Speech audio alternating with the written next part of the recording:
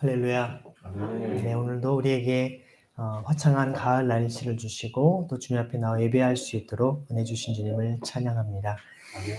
오늘 함께 이 자리에 또 함께 하고 싶지만 또 이렇게 몸이 아파 나오지 못하신 분도 계시고 또 실제로 그 목회 실습 때문에 또 다른 교회에서 또 사역을 하고 있는 우리 전사님도 계십니다. 여러분 어디에 있든지 주님의 은혜 가운데 우리가 온전히 회복되어지고 또 오늘 주님의 기쁨과 사랑이 가득 넘쳐날 수 있기를 소망합니다. 오늘 읽은 이 말씀은요, 이스라엘 백성이 가나안 땅에 들어가는 그 과정을 얘기하고 있습니다. 우리가 읽은 말씀 그 앞에 1절을 보면 이렇게 요단강 서쪽에 있는 모든 왕들 그리고 또 해변에 있는 가나안 산의 모든 왕들이 주님께서 이스라엘 자손을 실제로 요단강을 건너서 이제 가나안 땅에 들어오게 하신 것을 그 소문을 듣습니다. 근데 이 소식을 듣고 나니까 정말 그들이 간담이 선을 했고 또 이스라엘 자손 앞에서 아주 용기를 잃고 말았다라고 얘기를 합니다. 여기 보면 이렇게 간담이 선을 하고 용기를 잃은 그 주체가 누구냐면 바로 가나안 사람의 모든 왕입니다. 소위 가나안 족속이라고 예전 성경에는 표현하고 있죠. 그러니까 가나안 족속의 많은 이 왕들이 실제로 간담이 선을 하고 용기를 잃을 정도라고 하는 것은 왕이 그러면 그곳에 있는 모든 신하들이나 백성들은 물론 모두가 다 그럴다라고 볼 수밖에 없을 것입니다. 다시 말해서 이스라엘 백성들이 남자만도 60만 명 아닙니까? 실제로 거의 여자와 아이들, 노인들을 포함하면 최소한 100만에서 200만에 가까운 사람들이 요단강을 건너왔다. 또 실제로 그들이 우리에게 쳐들어온다라는 생각을 들어보면 여러분 엄청난 일입니다. 지금 우리나라가 남한에 있는 이 군인의 숫자가 조금 변경될 수 있었겠지만 제가 군 복무할 때만 해도 한 60만 혹은 65만 명이라고 얘기를 했습니다. 그러니까 오늘날 우리가 대한민국에 있는 군인들 모두를 합친 숫자 이상의 남자들이 이제 군대에 있는 그 모든 사람들이 진군을 해 간 것입니다. 그러니까 당연히 이런 소식을 들은 왕들은 두려워 떨 수밖에 없다라는 것이죠. 사실 이처럼 대부분의 그 사람들의 삶은 어떤 그들의 마음을 실제로 어떤 먹고 또 마음이 그들이 흔들리는 그런 이유, 또 마음이 힘들거나 어려운 많은 것이 사실은 내면에 있는 것에서부터 있다기보다는 오히려 외부로부터, 환경으로부터 오는 경우가 많이 있습니다. 그러니까 우리의 어떤 마음의 평안과 또 혹은 기쁨과 감격도 마찬가지이고 혹은 우리가 슬퍼하거나 고통스러워하는 것도 보면 오히려 내면 깊은 곳에 있다기보다는 외부에서 주어지는 경우들이 굉장히 많다는 것입니다. 눈에 보이는 것, 사람들이 하는 말, 자꾸 그런데 소문, 이런 게 우리 마음이 힘들어지는 것이죠. 정말 너무 힘들대, 어렵대, 다 죽게 생겼대. 같이 그냥 다운되는 것이죠. 힘들어하는 것이죠. 하지만 믿음의 사람은 그렇게 하지 않습니다. 오늘 나오는 여호수아라고 하는 하나님의 사람은 여러분이 아시는 것처럼 정탐을 했다고 하죠.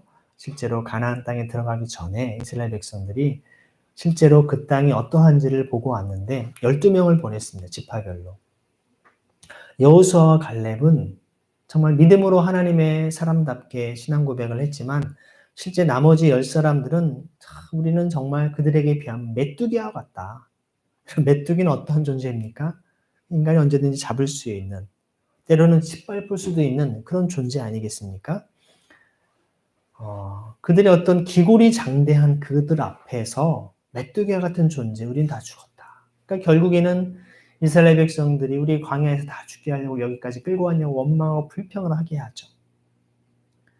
이렇게 환경과 주변을 바라보면서 거기에 그냥 그곳만 우리가 보면서 이야기하는 사람은 사실 많은 사람들로 하여금 불평과 불만과 두려움과 결국 파멸과 죽음으로 이끌어 간다는 것입니다.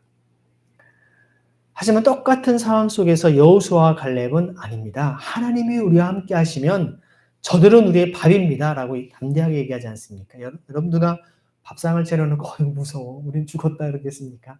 야, 이거 정말 맛있겠는데 뭐부터 먹을까? 야, 이 깍두기가 맛있고 김치가 맛있는데 어떤 거 먼저 먹을까? 우리가 밥은 여러분 누가 밥 앞에 두려워합니까? 마음껏 즐기는 것입니다. 팔을 걷어붙이고 막 그냥 기쁘게 먹는 것이죠. 하나님이 차려주신 밥상과 같은 우리가 허락하신 땅이기 때문에 주님이 함께 하시면 온 천하 만물을 창조하시고 다스리시며 구원하신 그분이 우리 함께 하시는데 무엇이 두렵겠냐라고 하는 전혀 다른 그 신앙의 고백을 하지 않습니까? 결국 이 불평했던 10사람들의 의견대로 그들이 두려워하고 하나님을 원망했기에 그 대가는 아주 혹독했습니다. 사실 불과 보름이면 갈 수 있는 그 땅을 40년 동안 하나님께서 광야에서 철저하게 그들을 훈련시키셨다는 것입니다. 40년의 그 시간, 1년도 아닌 2년도 아닌 40년은 얼마나 긴 시간입니까? 그 기간을 광야에서 그들이 하나님만을 신뢰하는 훈련을 하게 했던 것입니다. 아니 여호수아와 갈렙 같은 리더십들만 있었다면 그들은 바로 약속의 땅에 들어갈 수 있었던 것을 보게 됩니다. 하나님은 여러분 하나님의 사람들을 통하여서 하나님의 역사를 이루십니다. 또한 하나님의 그 사람들뿐만 아니라 그 공동체가 함께 믿음으로 그 약속의 땅을 취하기를 주님은 원하십니다. 리더가 잘한다고 해서 리더만 보고 하나님은 그들을 다 구원해내시거나 건져내지 않으십니다. 하나님께서는 모세와 여호수아와 갈렙 이 세 사람이면 충분히 하나님의 역사를 이루고도 남을 수 있는 그런 분이십니다. 그런데도 그 백성들의 불평과 불만을 주님께서는 그들을 꺾으시고 또 주님께서 연단하시고 훈련시키시고자 광야에 40년 동안의 시간을 보내게 하셨다는 것이죠. 그래서 여러분 가만히 보면 하나님께서의 그 훈련의 방식은 무엇입니까? 철저히 하나님만을 의지하게 하는 훈련을 하게 하십니다.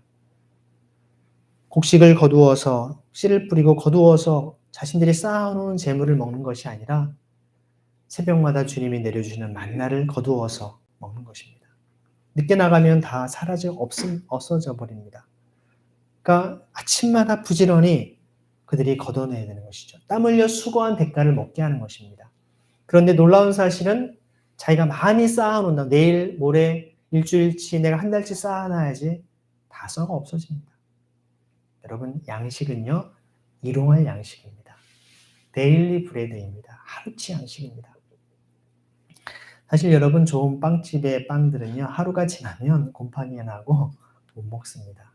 실제로 전에 섬기던 교회 바로 옆에도 유명한 빵집이 있었는데요. 그 빵집에 가면 저녁만 되면 그날 있었던 빵을 다 치워버립니다. 안 팝니다. 하루 지나도 팔지는 않습니다.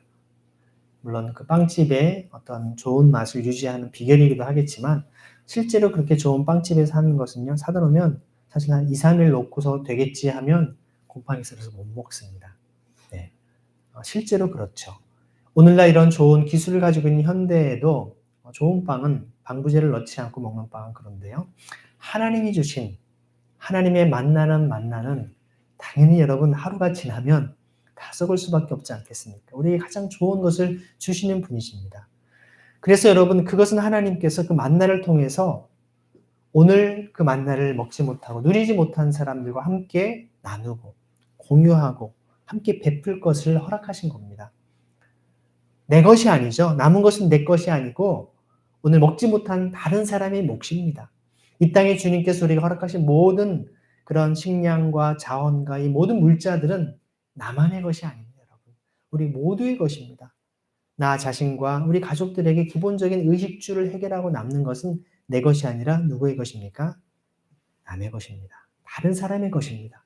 아니 정확히 말하면 우리 모두의 것입니다. 그래서 우리나라의 이 좋은 사고방식은 우리라고 하는 것이죠. 서구의 개인주의와 달리 my, 나의 그게 아니라 우리는 다 우리. 그래서 우리 집, 우리 아내, 우리 자식 막 우리 아이들 남들이 외국 사람들 들으면 되게 놀랍니다. 우리 아내? 그런 표현은 되게 이상한 표현이거든요. 그처럼 공동체 의식이 우리 가운데는 있습니다.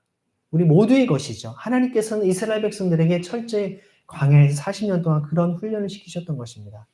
너희 자신만을 위해 살아가는 사람이 아니라 이웃을 돌아보고 절망과 고통과 아픔, 가난과 어려움 속에 살아가는 사람들을 돌보고 함께 섬길 것을 말씀하신 것이 광야의 시간입니다. 그리고 하나님만을 신뢰하는 것이죠. 근데 또 놀라운 사실은요, 만나가 6일 동안은 매일같이 맛을 볼 수 있었는데 7일째는 만나가 내리지 않습니다. 그럼 어떻게 합니까? 6일째 이틀치를 쌓아야 됩니다. 여러분 아까 말씀드린 것처럼 만나가 하루치만 더 쌓아놔도 썩어버린다고 했는데 어떻게 안식일에는 썩지 않습니까? 기적 아닐까요? 그러니까 안식일 전날 내려주시는 만나는 또 하나님의 특별한 만나를 내려주신 것입니다. 매주일 그들이 하나님의 기적을 체험한 겁니다, 여러분. 안식일마다 썩지 않는 하나님의 만나. 그 다음 다시 안식일이 지나서 혹시나 싶어서 또 쌓아보면 썩어 없어집니다.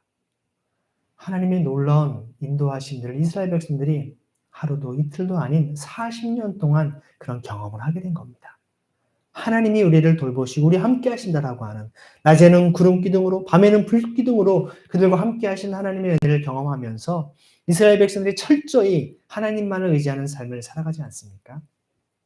하지만 그럼에도 불구하고 물이 없다라고, 또 실제로 양식이 없다라고, 고기도 먹고 싶고 수박도 먹고 싶고 부추도 먹고 싶고 이것저것 먹고 싶은데 이런저런 불평하는 사람들을 하나님께서는 또 심판하시고 하나님께서 그들에게 허락하신 약속의 땅에 들이지 못하게 하는 것을 보게 합니다.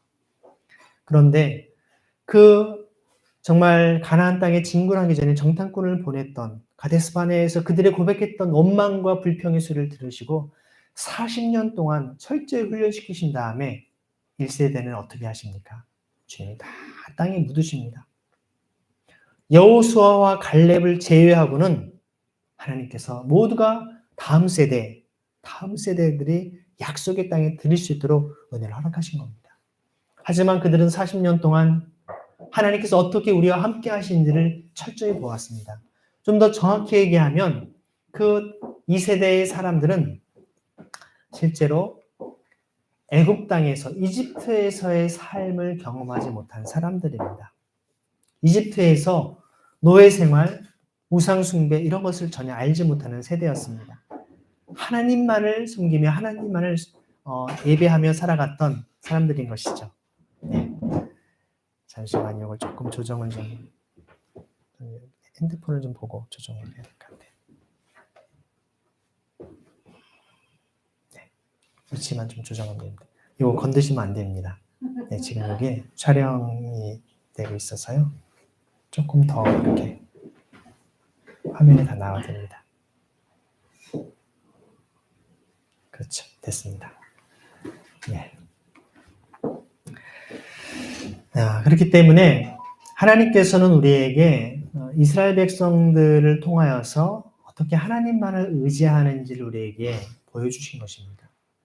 신앙의 2세대는 우상숭배, 이집트에서 종살이, 노예생활 이런 경험을 하지 않았던 정말 그야말로 티 없이 맑게 자란 그런 사람들이라고 볼 수 있습니다. 그러한 2세대의 사람들, 하지만 그들 역시도 부모님의 불평과 원망, 또 여러 가지 광야에서의 삶의 고달픈 그런 삶에 대한 원망, 또 불신들이 그들에게 있을 수가 있습니다. 그래서 이제 하나님의 놀라운 기적 가운데 요단강을 건너는 역사를 보지 않습니까? 여러분, 홍해를 건널 때에는 하나님의 사람이 모세를 통해서 하나님께 간절히 기도할 때 하나님의 강권적인 역사 속에 바다가 갈라지는 역사를 보게 됩니다. 그리고는 그들이 바른 땅을 걸어가는 역사를 보지 않았습니까? 그리고 나서는 이제 이 40년이 지난 요단강을 건널 때에는 이 여호수아를 통해서 먼저 요단강을 갈라놓고 간 것이 아니었습니다. 여러분, 어떻게 요단강이 갈라졌습니까? 하나님의 법궤, 하나님의 언약궤를 짊어지고 그들이 실제로 제사장들이 한 걸음 한 걸음 그 물속에 발을 담그고 들어갔을 때 그것이 갈라지기 시작한 것입니다. 믿음의 발걸음을 내디뎠을 때 거기서 기적이 일어난 것입니다. 여러분, 신앙은 기적이 일어나기 때문에 신앙과 믿음이 생겨나는 것이 아닙니다. 약속의 땅 가나안을 들어가는 하나님의 백성들의 삶은 우리의 믿음을 보시고 하나님은 우리에게 기적을 일으켜 주십니다. 예수님께서 심지어 고향에 오셔서 놀라운 말씀과 은혜를 베푸시지만 거기 사람들이 주를 믿지 않습니다. 아무런 기적도 행하지 않으셨습니다. 정확히는 주님이 아무런 기적도 행하지 않으신 것일 수 있겠지만 우리 입장에서 보면 우리의 믿음이 없었기 때문에 그들이 믿음을 갖지 않고 주님을 불신했기 때문에 그런 능력을 행하실 수가 없었다라고도 볼 수 있는 것입니다. 하나님은 우리의 믿음을 보시고 하나님의 놀라운 능력을 행하시고 베푸시는 분이십니다. 그래서 그들이 정말 이 요단강을 건너는 놀라운 사건을 경험하고서 오늘 이 1절 말씀이 나온 것입니다. 여러분, 홍해를 건너고 요단을 건너는 것은 어떤 의미가 있을까요? 여러분, 물속에 들어간다라고 하는 것은요, 사실 물세례를 상징하는 것입니다. 실제로 우리의 죄를 주님 앞에 자복하고 또한 이스라엘 백성들이 그런 성전에서 어떤 성막에서 짐승을 잡아서 씻고 이제 다 번제단에 불을 태워서 하나님 앞에 그 죄를 다 짐 밖에다 내다버리고 하나님의 임재를 맛보며 경험했던 것처럼 죄를 죽이며 죄를 씻는 그 의미가 있는 것입니다. 이스라엘 백성들이 이집트에서의 모든 죄를 다 씻고 하나님의 거룩한 은혜로 정말 이 이집트를 건너는 홍해를 건너는 그 사건이야말로 하나님의 놀라운 구원의 사건 아니었습니까? 거시적인 의미에서 희년의 사건이었던 것입니다. 그들을 노예에서 해방시켜 주시고 모든 부채를 탕감시켜 주시고 그들을 이제 약속의 땅으로 들이시는 하나님의 거룩한 희년의 약속이 성취된 그런 순간이었던 것이죠. 마찬가지로 광야에서의 40년 동안의 모든 연단과 훈련을 마치게 하신 이후에 이제 그들을 통하여서 하나님의 약속의 땅인 이제 가나안으로 들이게 하시는 하나님의 또 다른 차원의 그들의 회개와 주님의 역사를 경험하게 하는 놀라운 은혜의 시간이었던 것입니다. 그래서 이제 이스라엘 백성들이 왔는데 하나님께서는 그때 여호수아에게 말씀을 하십니다. 너는 돌칼을 만들어서 이스라엘 자손에게 다시 할례를 베풀어라. 자, 지금 이스라엘 백성들이 그 요단강 동편의 서편으로 지금 건너갔습니다. 지금 건너간 이유가 무엇일까요? 건너간 이유가 무엇이죠? 그냥 한번 정탐하고 둘러보려고 여행 삼아 온 것이 아니죠. 지금 전쟁을 하러 나온 것입니다. 가나안 땅을, 주님 약속의 땅을 그들이 차지하기 위해서 온 것입니다. 그러면 우리가 하나님의 약속을 받아서 또 이렇게 홍해도 건너고 40년 동안 훈련받고 요단강에 건너왔으니까 여러분 하나님 두렵죠? 다 물러나십시오. 여기 우리 땅입니다. 가능한 이야기일까요? 지금 이스라엘과 가자 지구의 하마스 사람들이 팔레스타인 사람들이 전쟁을 벌이고 있습니다. 성경의 수천 년 전의 역사서부터 지금까지 이러한 갈등과 문제는 계속적으로 반복되어 오고 있습니다. 땅에 대한 하나님의 나라의 개념을 사실 우리가 땅에 대한 개념으로만 국한할 때 그러한 그런 어떤 갈등과 전쟁은 불가피할 수밖에 없다는 것이죠. 이미 예수님께서는 요한복음 4장 말씀을 통하여서 어디에서 예배드리는 게 맞습니까? 예루살렘에서 예배드려야 된다고 하는데 우리 조상들은 이 산, 저 산에서 예배드리는데 이게 어디가 맞습니까? 이런 질문을 하지 않습니까? 주님은 예루살렘도 이것도 저것도 아니라 뭐라고 말씀하십니까? 참으로 예배할 때가 온다. 하나님은 신령과 진정으로 말씀과 성령 안에서 예배하는 참된 예배자를 찾으신다라고 말씀하십니다. 주님의 말씀을 깊이 묵상해 보면 공간적인 개념에 대해서 얽매일 필요가 없다는 것입니다. 하나님의 나라는 영토, 국민, 주권 아닙니까? 하나님의 백성이 어디에 있든지 간에 하나님의 말씀과 통치와 다스림 가운데 주님을 예배하며 주님을 경외한다면 하나님의 말씀을 붙잡고 성령의 인도하심 가운데 예배를 드린다면 그것이 집안이든 병원이든 어디든 교회든 아니면 카페든 그것이 곧 하나님의 나라임을 말씀하는 것입니다. 공간의 개념이 국한되지 않습니다. 하나님은 이스라엘 백성을 모으시고 백성이죠. 약속의 땅에 들이십니다. 땅입니다. 약속의 땅에서 이스라엘 백성들이 하나님의 통치 원리인 공평과 정의와 사랑을 실천하도록 그래서 모든 백성들이 창세기 18장 18절 19절의 말씀처럼 너와 네 자손들이 하나님의 공평과 정의를 온전히 실천하는 것들을 온 백성이 알도록 하기 위해서 그들을 불러내시고 그 땅에 들이신 것입니다. 그런데 그들이 그런 하나님의 통치 원리, 다스림을 온전히 실천하며 행하지 않을 때 오히려 그들을 하나님께서 아수르에게, 바벨론에게, 페르시아에게, 로마에게, 수많은 강대국에 그들을 다 포로로 혹은 식민지 생활을 하게 하시지 않습니까? 여러분, 오늘 우리 이 시대 가운데에도 하나님께서 우리를 주님 몸된 공동체인 교회 안에를 불러 모아 주셨습니다. 이곳에 함께 모였습니다. 공간이나 우리 사람 숫자가 중요하지 않습니다. 우리가 여전히 하나님의 말씀과 뜻대로 살아가지 않으면 여전히 우리는 또 다른 물질, 세상의 권력, 명예 이러한 또 다른 것에 우리는 노예가 되어서 거기에 얽매여서 살아갈 수밖에 없다는 것이죠. 주님이 이런 것들을 끊어내기를 원하십니다. 이런 것들을 잘라내기를 원하십니다. 지금 전쟁을 준비하는 사람들에게 지금 무장을 하고 다 뭔가 잘 실제로 야간 침투하듯이 그야말로 잠복근무하듯이 그들이 잘 경계하면서 적들을 어떻게 물리칠까 전략을 세워서 해야 되는 그런 시점인데 하나님께서는 요단강을 건너기 전도 아닌 요단강을 건너온 적들이 바로 코앞에 있는데 뭘 하라고 하십니까? 할례를 행하라는 것입니다. 여러분 할례를 행한다라고 하는 것은 남성들이 할례를 치르고 나면 실제로 한 일주일 동안은 제대로 거동을 하지 못합니다. 실제로 성경에 그런 사건이 있죠. 결국 자신의 어떤 여동생을 어떤 겁탈한 사건 때문에 화치를 맺자 하고서 대신 할례를 받아야 된다 해놓고서는 할례를 받은 그 부족 사람들을 완전히 다 가서 죽이지 않습니까? 한마디로 칼을 들 수 없는 전쟁을 못하는 상황인 겁니다.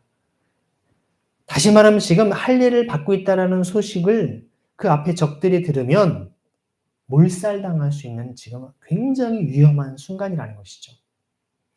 여러분 그렇다면 하나님께서는 이렇게 이스라엘 백성들을 광야에서 40년 동안 훈련을 시키시고 요단강을 그 믿음으로 건너게 하셨으면 이 정도면 하나님의 군대, 마하나임 하나님의 군대로 당당하게 정말 계속해서 정말 전진하면 승리를 하게 하셔야 할 텐데 왜 처음부터 가장 그들을 연약하게 할례를 받는 모습으로 주님께서 하셨을까요?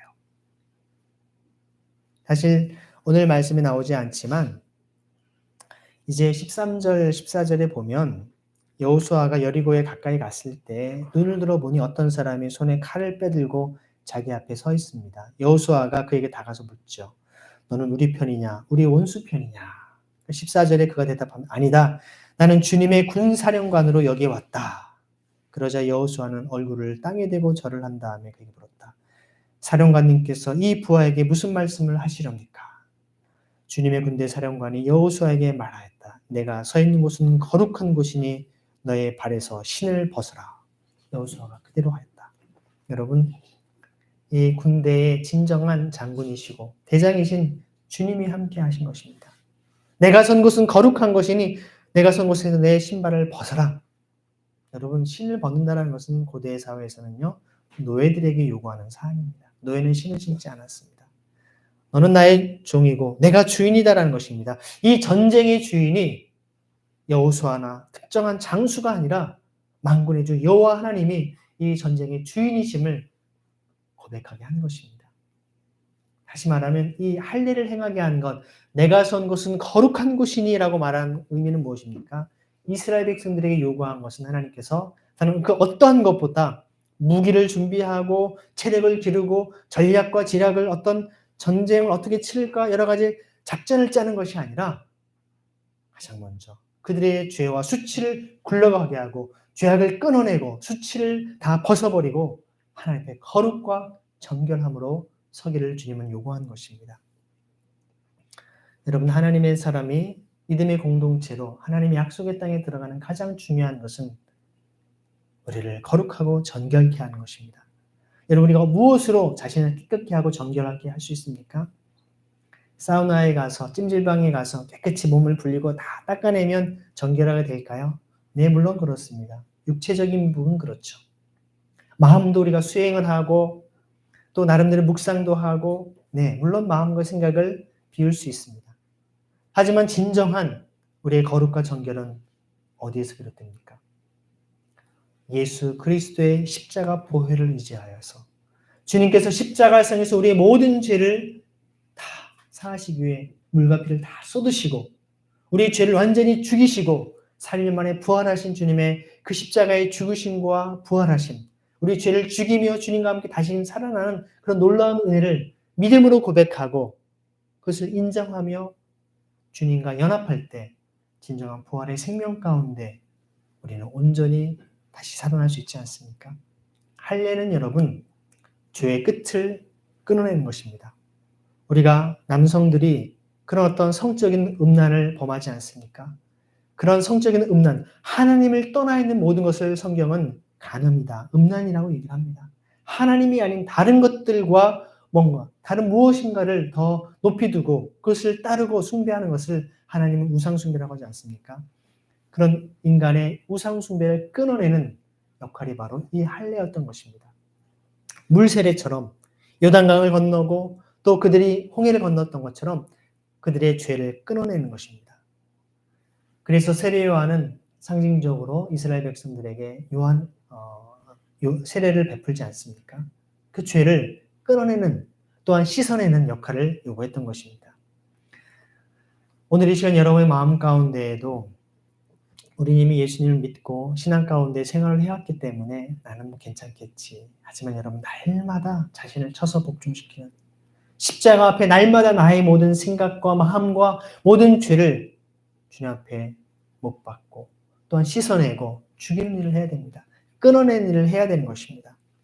그래서 이스라엘 백성들에게 이렇게 한 것은 바로 그들이 광야에서 아무도 할례를 받지 못했기 때문에 주님께서 할례를 베풀라고 했다라고 설명을 하고 있습니다. 그래서 40년 동안 바로 젖과 꿀이 흐르는 땅에 주시겠다고 약속했지만 그들이 그 1세대는 그 말씀을 순종하지 않았기 때문에 그 땅을 볼 수 없게 됐다라고 주님께서는 그들을 말씀하셨던 것입니다. 그래서 자손을 일으켜 주셔서 이런 할례를 받게 하는 것이죠.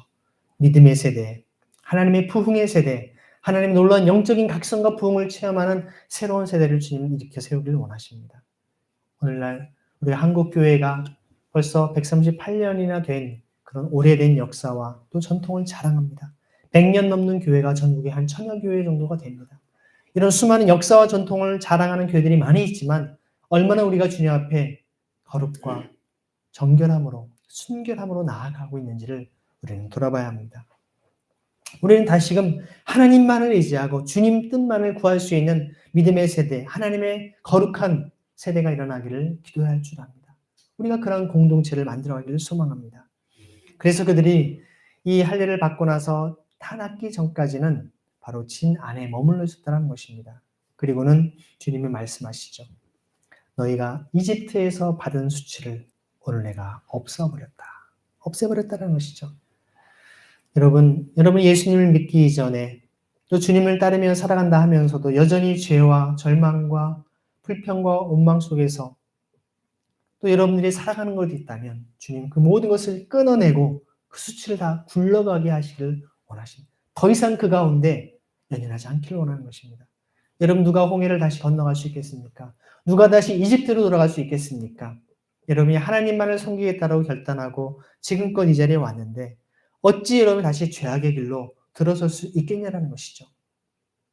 사도 바울의 표현으로 말하는 그럴 수 없다라는 것입니다. 은혜로 십자가의 보혈로 구원받은 우리가 어찌 다시 우리가 그런 죄악과 우상 숭배의 길을 걷겠냐라는 것이죠. 그래서 그곳에서 바로 이곳에서 이제 유월절을 지켰다는 것입니다. 여러분 유월절은 바로 예수 그리스도의 십자가 사건을 상징하는 어린 양을 잡는 그런 날입니다. 하나님의 어린 양으로 세상 죄를 짊어지신 예수님께서 바로 이 유월절의 어린 양으로 우리의 죄값을 대신 사해 주시지 않았습니까? 40년 전에 그들이 정말 이 광야로 건너나오게 될 때 마지막 날 밤에 그 장자가 다 죽임을 당한 엄청난 하나님의 두려운 심판의 날 그들이 살아날 수 있었던 것은 바로 어린 양의 피를 문설주에 발랐을 때 하나님께서 간구하신 그 피를 보시고 넘어가셨기 때문에 그들이 유월하셨기 때문에 구원받지 않았습니까? 하나님 우리를 구원하신 것을 다시 기억하며 유월절을 지켰던 것입니다. 예수님께서는 우리가 받아야 될 그런 죄와 허물을 위해서 주님이 그 죄값을 대신 치르셨다는 것입니다. 지난주 중에 숭실대학교 소그룹 채플 벌써 8주, 원래는 한 학기가 12주인데요. 이제 이번 학기부터는 70분으로 시간을 좀 늘려서 8주 만에 소그룹 채플 1학년 채플들을 한 텀을 마쳤습니다. 저는 화학과 학생들을 이렇게 했었는데요.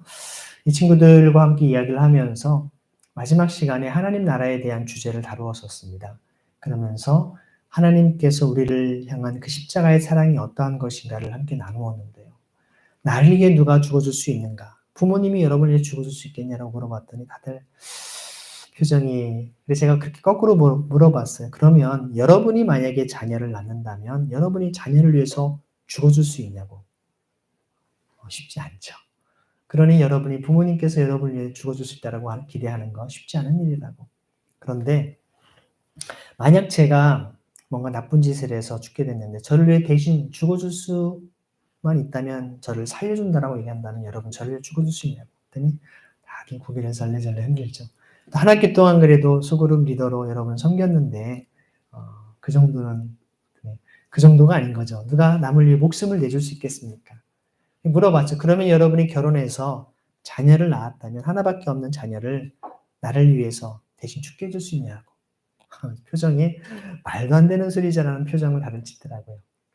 자신은 물론 누가 자기 자식을 그야말로 생명의 은인이나 정말 소중한 사람이 아니고서야 자식까지 내어줄 누가 있겠습니까? 제가 그랬죠. 그런데 하나님께서는 그 일을 하셨다고. 하나님께서는 그 하나뿐인 외아들을, 독생자를 우리를 위해서, 심지어 우리가 여전히 죄인이고 하나님을 예배하지도, 하나님을 알지도, 하나님을 존경하지도 않는 그런 상황 속에서 대신 십자가 못 박혀 돌아가셨다라고. 하나님의 사랑이 어떠한지를 알겠냐라고. 하나님이 여러분을 짝사랑하고 있는데 그 짝사랑의 의미가 어떤 것인지를 알겠냐라고. 학생들의 마음이 또 어떤 반응이 숙연해지더라고요. 기독교에서 말하는 거기 있는 학생들은 한 명 빼고 다 신앙이 없는 학생들이었었어요. 하나님의 사랑, 그 예수님의 사랑이 어떠한지 조금 알 것 같아요. 저는 도저히 그런 일을 할 수 없을 텐데 하나님이 저를 그만큼 사랑하셨다라고 하니 참 놀랍네요. 여러분 그렇습니다. 예수님께서는 우리의 죄를 다 끊어내시고 죄는 하나님 앞에 조금도 아무리 작은 것이라 할지라도 허락되지 않는 것입니다. 50보 100보인 것처럼 살인죄나 거짓말한 죄는 하나님 앞에 똑같이 다 영원한 형벌에 처할 수밖에 없다는 것이죠. 죄의 삭은 사망이라고 말씀하셨기 때문에 그렇습니다. 그렇기 때문에 어떤 죄로도 하나님 앞에 나갈 수 없게 주님께서는 친히 우리를 위해서 십자가의 사랑으로 우리 죄를 끊어내신 것입니다. 그래서 6월절 다음날 그들은 그 땅의 소출을 먹었다는 것입니다. 비로소 그들이 더 이상 이제 달마다 그들이 정말 만나를 거두어야 되는 그런 상황이 아니라 이제는 하나님만을 의지하는 삶이 훈련이 됐기 때문에 이제는 자신들의 씨를 뿌려서 이제 그 땅의 소출을 먹을 수 있는 은혜를 주신 것입니다. 그곳이 물론 우리가 생각하는 젖과 꿀이 흐르는 그런 젖과 꿀이 있는 곳은 아니었지만 하나님께서 약속하신 그곳에 풍성히 모든 것을 채워주시고 그들을 입히시며 먹이시며 재우시는 분임을 고백하기 때문에 젖과 꿀이 흐르는 땅이 아니었겠습니까? 6월절을 지키고 나서야 비로소 그 땅의 소출을 하나님께서 약속의 땅의 소출을 먹게 하신 것입니다. 그 감격과 기쁨 얼마나 놀라운 것이겠습니까? 40년 동안 만나만 먹었던 그들에게 처음으로 다시 그들이 어떤 소산물을 먹을 수 있는 은혜를 입었다는 것입니다.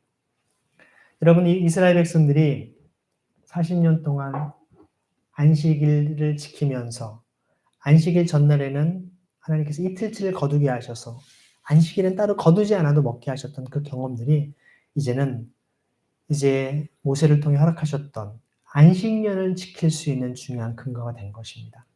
안식년이 되어서는 여러분, 안식년에는 파종을 하지 않지 않습니까? 씨를 뿌리지 않습니다. 뭘 먹고 삽니까? 그 전에 하나님께서 그 이상을 채워주시기 때문에 그것으로 먹고 살 수 있도록 은혜를 베푸셨던 것입니다.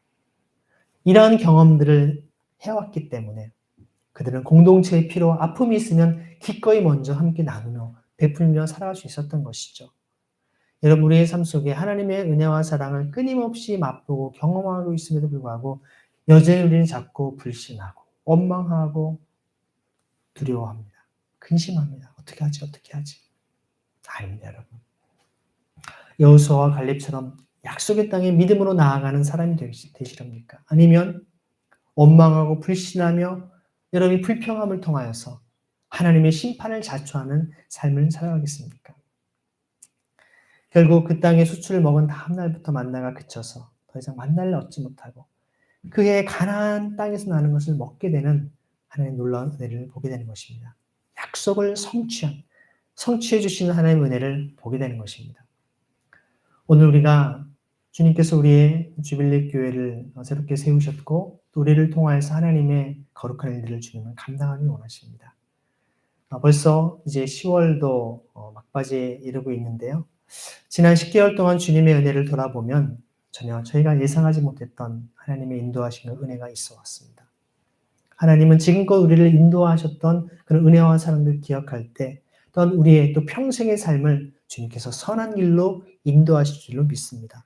중요한 것은 우리가 내일 또 모레 또 다음 달 내년 우리 평생의 삶을 주님께서 어떻게 이끄실지에 대한 우리가 기대와 감격 속에 살아가시길 소망합니다. 주님께서 나를 어떻게 이끄실지 주님 저를 선한 길로 인도하시고 저를 통해 주님의 귀한 사명을 감당하게 할 줄 믿습니다. 그런데 가장 그 앞에 먼저 주님 무엇을 하기 원하십니까? 그리스도의 십자가 보혈을 의지해서 우리의 모든 죄를 끊어내고 씻어버리고 정결함으로 거룩함으로 주님 앞에 서기를 원하신 줄 믿습니다. 주님은 우리에게 거룩하고 정결함으로 하나님의 깨끗한 통로가 되기를 원하십니다. 오늘 이 앞에 있는 컵에 있는 이 물이 만약에 더러운 컵에 있다면 제가 마시지 않을 겁니다. 깨끗한 컵에 있기 때문에 제가 이렇게 마실 수 있겠죠. 하나님께서 우리를 사용하실 때 이것이 유리 그릇이냐 금 그릇이냐 어떤 그릇이냐 중요하지 않습니다. 깨끗한 그릇이 되어야 됩니다. 정결한 그릇이 되어야 됩니다. 내가 내 자신을 씻는 것 아닙니다. 주의 말씀으로 주의 은혜로 주님의 보혈로 우리를 깨끗이 정결케 해서 주님의 거룩한 통로로 쓰임받을 수 있는 저 여러분들에게 간절히 소망합니다. 같이 기도하실 때 주님 수치를 없애버리신 주님 우리 가운데 죄와 어둠 또 죄로 인해서 우리가 그 마음의 상처와 아픔 또 주님 앞에 어떤 사역과 주님의 거룩한 일을 감당하기에는 너무나 부끄럽고 연약한 존재임을 우리는 잘 알지만 주님 우리를 십자가의 보혈로 우리를 정결케 하고 깨끗게 하셨기에 우리의 수치를 없애버려 했던 주님이셨기에 오늘 믿음으로 주님을 의지하며 나아갑니다. 우리를 주님의 통로로 사용하여 주옵소서. 하나님의 거룩한 군대로 하나님의 약속의 땅의 만나를 약속의 땅의 양식을 또 하나님의 거룩한 것을 우리가 누리며 살아갈 수 있도록 은혜를 베풀어 주옵소서. 같이 합심하여 기도하도록 하겠습니다. 주님 감사합니다. 우리에게 주신 하나님의 거룩한 은혜와 사랑을 입어 믿음으로 주님을 바라며 예배할 수 있는 삶이 되게 하여 주옵소서. 주께서 하나님께서 허락하신 이 귀한 은혜와 복된 삶을 통해 주의 인재와 사랑을 함께하시고 살아계신 주님의 풍성한 사랑과 은혜 우리의 모든 죄와 허물을 십자가에 못 박고 정결한 그릇으로 주님께 쓰임받을 수 있도록 저희에게 내려놓고 주옵소서. 주님 우리의 연약함과 아픔들을 주님 가려주시며 그 모든 수치를 굴러가게 하시며 그 그가 노예와 그가 종살이와 어둠의 삶을 살았던 이스라엘 백성들의 모든 것을 지켜내신 것처럼 지금 우리의 삶과 우리의 삶을 시험하면서 하나님의 영광을 드러내게 하시며 하나님의 백성인 것을 깨달아라. 이 시대에 하나님의 거룩한 삶을 감당하시도록 은혜를 베풀어 주옵소서. 우리와 함께 하신 주님을 찬양합니다. 하나님의 영광을 보게 하시며 주께서 허락하신 귀한 삶을 감당하시도록 성령의 충만한 은혜와 사랑을 함께 하여 주시고 주님의 마음을 정결케 하시고 거룩한 삶을 감당하시는 하나님의 분별되게 하여 주옵소서. 다른 영혼들을 살리며 그 땅에 죽어가는 영혼들을 살리며 하나님의 그들 가운데 있는 죄악과 허물과 죽음의 고통 속에 살아가는 사람들에게 하나님의 생명의 역사를 증거하며 전할 수 있는 생명의 역사, 하나님의 거룩한 사람을 향한 법으로서의 삶을 살아가도록 우리가 주님을 도와주옵소서. 하나님 아버지, 우리의 마음 깊은 곳 가운데 어둠과 또한 상처와 수치와 절망으로 신음하고 있지 않습니까? 두려워하며 불평불명하며 또한 우리 삶에 늘 근심하는 어리석은 삶을 살아가고 있지 않습니까? 주님, 우리에게 여호수아와 갈렙처럼 약속의 땅에 들어가는 믿음을 허락하여 주옵소서.